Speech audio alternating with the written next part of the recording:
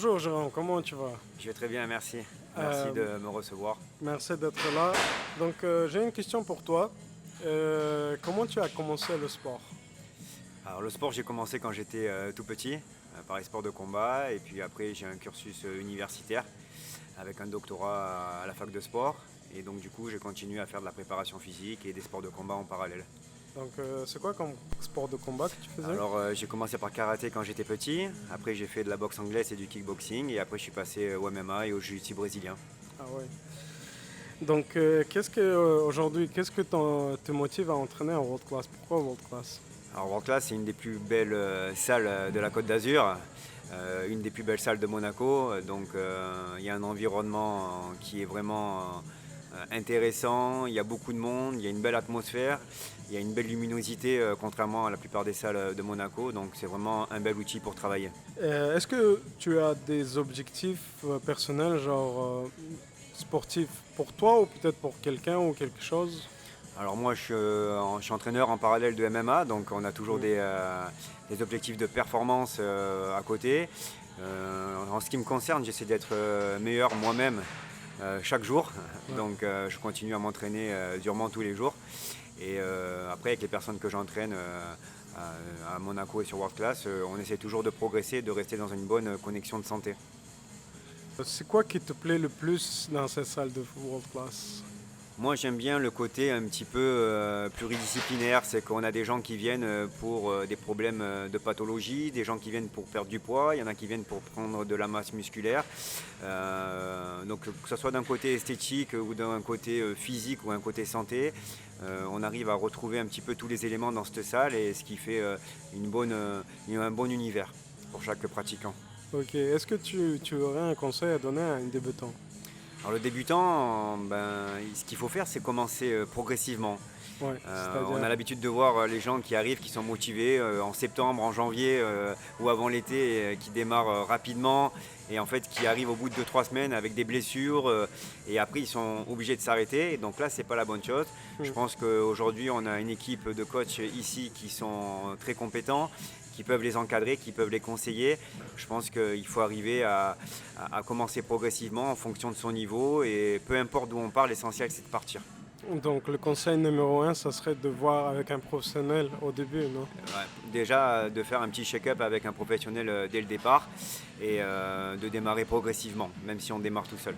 Comment toi tu restes motivé par exemple pour t'entraîner et comment conseillerais-tu de rester motivé au long terme? Alors moi, le sport, c'est ma vie. Hmm. J'ai jamais arrêté, j'ai toujours continué. J'aime gagner, je déteste perdre, Ok. que ce soit pour moi-même ou pour les autres. Donc je, je m'inflige une autodiscipline assez forte, Hmm. mais ça reste pas quelque chose. On m'inflige rien en fait. C'est vraiment le côté passion.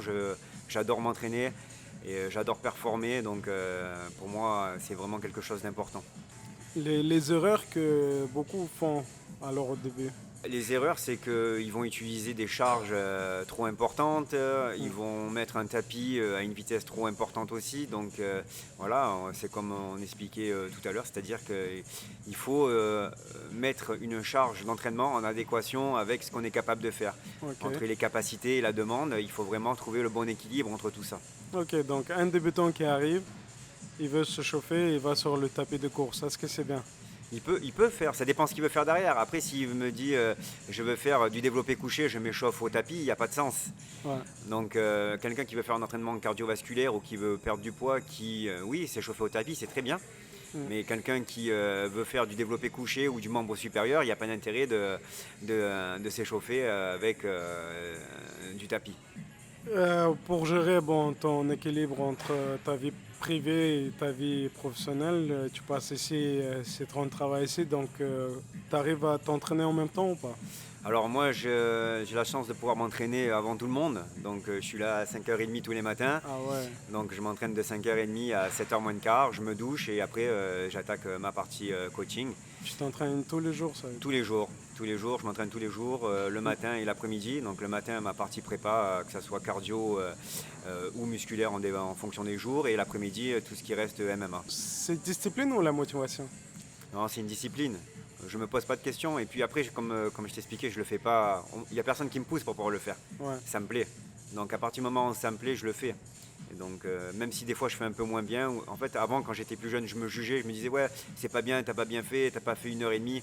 En fait aujourd'hui à 40 ans maintenant je me dis voilà j'ai fait les choses, peu importe que j'ai fait 45, 50 ou 55 minutes, ça changera pas ma vie, Ouais. mais par contre j'ai fait quelque chose. Donc je pars de ce point-là. Est-ce que pour toi, c'est quoi qui est plus important, la discipline ou la motivation? La discipline, Hmm. la discipline entraîne la motivation. En fait c'est la compétence qui va entraîner la motivation. Et donc plus tu es compétent dans un domaine, plus tu vas être motivé. Mais pour être compétent, il faut avoir de la discipline et de la rigueur et de répéter des mouvements, répéter Donc, des ça veut dire entraînements. même si on n'a pas envie, il faut préparer comme ça, il faut tout lancer comme ça. Exactement. Et c'est à partir de là qu'on aura la motivation. Faut beaucoup attendre la motivation pour commencer les choses. Non, non, non, il faut faire les choses. C'est-à-dire, il n'y a que l'action qui permet de changer les comportements humains. Et ça, c'est dans la littérature scientifique, on le sait, commence à bien le savoir. C'est-à-dire que si on attend, il ne va rien se passer. Par contre, à partir du moment où on crée une action, c'est pour ça que je te disais, si tu viens et que tu fais déjà 20 minutes, ça sera déjà 20 minutes de fait. Hmm. Que de dire ouais ben, aujourd'hui je suis pas trop motivé, ben ouais t'es pas motivé mais tu as quand même fait 20 minutes. Peut-être demain tu feras 30, après-demain 45 et après-demain 1 heure. Donc c'est déjà la première action, c'est la première étape et c'est la plus importante. Ok. Est-ce qu'il y a un exercice que tu aimes le plus? Alors moi si je dois garder dans une salle de fitness, si je dois garder un mouvement, c'est le soulevé de terre. Hmm. Voilà, c'est le deadlift, pour moi c'est un exercice principal. Si je dois garder un mouvement dans la salle, ça sera celui-là. Ok. Et est-ce qu'il y a un exercice que tu n'aimes pas? Non, non, non, je pense qu'il n'y a pas un mauvais exercice en soi, après ça dépend comment on l'exécute, hein. Ouais. Mais non, il n'y a pas un mauvais exercice en soi, il n'y a pas un exercice que je dis il est à proscrire ou quoi que ce soit. L'essentiel c'est de contrôler tous les mouvements et de les faire avec progression. Jusque-là, tout le monde a dit pareil, il n'y a pas un exercice qu'on n'aime pas, on aime tout. Ouais. Tu fais quoi pour de t'étendre après un exercice? Ben, Enfin, un entraînement. après l'entraînement, on a un beau restaurant, on a un beau bar à protéines ici, donc voilà, j'aime bien aller prendre un petit chèque de protéines, prendre un petit peu d'énergie, un café, parce que je suis un peu addict au café. Mais ouais, voilà, un café protéines, j'aime bien après l'entraînement. Et le sauna, est-ce que c'est bien ou pas est-ce qu'il faut pratiquer souvent le sauna ou pas? Ça dépend dans quelles conditions et ça dépend pourquoi. Ok. Alors le sauna, ça a des bons effets sur la santé, hein. Aujourd'hui, c'est pareil, hein, tout ce qui est partie scientifique, on sait que ça a des bons résultats sur la santé. On a une vasodilatation, c'est-à-dire les vaisseaux sanguins qui augmentent, on a une augmentation du volume sanguin qui va permettre à long terme d'avoir une meilleure santé, une meilleure circulation. Donc ça c'est bon pour la santé. On sait que quelqu'un qui va au sauna, il a un battement cardiaque qui s'élève de 30 à 40 pulsations par minute par rapport à un état de repos. Donc c'est très bon pour le corps. Après il faut éviter ce que l'humain et le corps humain n'aime pas, c'est la surchauffe. Donc il faut éviter les surchauffes. Ok. Mais le sauna, ça peut être bon à certains moments et ça peut être mauvais à certains moments. Ok. Donc c'est bon à savoir. Quel conseil, pour terminer tout ça, quel conseil tu donnerais à un débutant? Arrivé dans la salle, Ouais.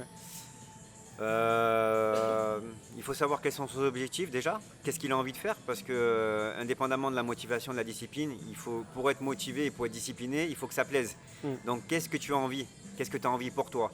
Tu as envie de faire de la masse musculaire, tu as envie de perdre du poids, tu as mal à quelque part, tu veux plus avoir mal, qu'est-ce que tu veux? Une fois qu'on a bien identifié les besoins, derrière il faut mettre un programme et une planification en place pour comprendre comment on va y arriver à cet objectif. Et ça c'est important, donc c'est planifier, comprendre, identifier les besoins, comprendre les besoins et derrière planifier tout l'entraînement qui va aller avec. Ok. Bon, merci beaucoup. Merci à toi.